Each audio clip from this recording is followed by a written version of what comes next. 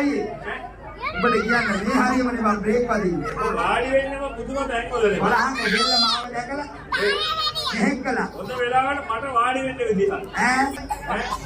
ඔබ කියන්නේ මං එනවා දැකලා. ඔව්. කෙල්ල හරවගත්ත මේ පැත්තට. ආ පුතුව.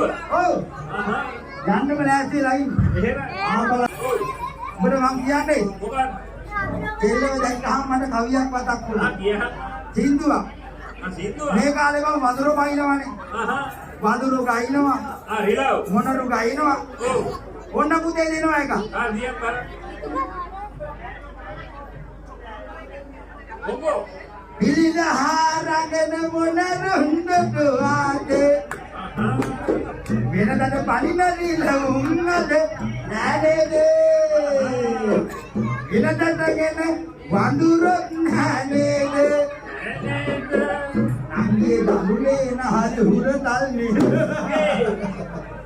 ඒයි හැබැයි කෙල්ලට දරුලේ නම් කිව්ව විතර ඒ ඔක්කොම ටික දරුලේ ළඟ තරම ගන්නවා.